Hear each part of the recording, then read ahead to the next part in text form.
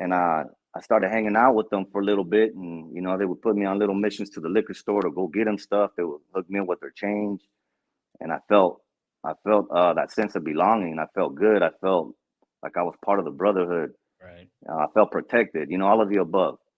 And then shortly after that, Spanish was my first language. I went to kindergarten, learned a little bit of English, and next thing you know, I was fluent in English. Did pretty good in elementary school, first, second grade, and then fortunately, we moved again. There was two young men, Larry and Eddie was their name. They lived right across the street from us, and they introduced me to the skateboard world. So I was in elementary school. I was like, oh man, I'm all about it. They gave me this cool ass skateboard, and next thing you know, I started getting lost with them in the city, skateboarding on parks and everywhere we could go. But then they moved away, and then I lost contact there. Stayed in elementary school, and the gang started getting more active there. So then next, I'm a little wannabe cholo. I started dressing like them, looking like them. Like, hey, I want to be a part of that.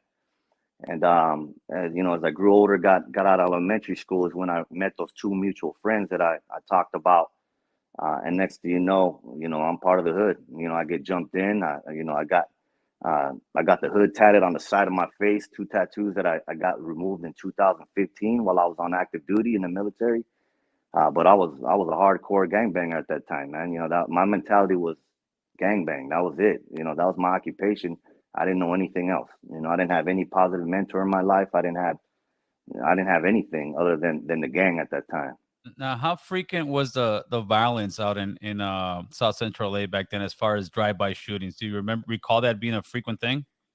Oh, absolutely, brother. It was almost an everyday thing. I mean, you can clearly see the bullet holes all over the warehouse right there on the corner where we used to hang out at, on the walls, cars. The evidence was there, and it happened a lot. And I discussed a lot of situations that happened in my book.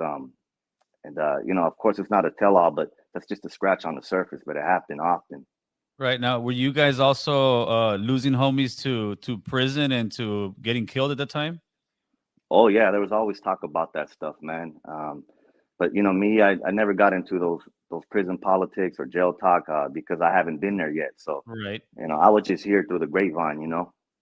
Right. So then, how do you go from being in South Central, joining one of the biggest gangs out there, to eventually going into the Navy?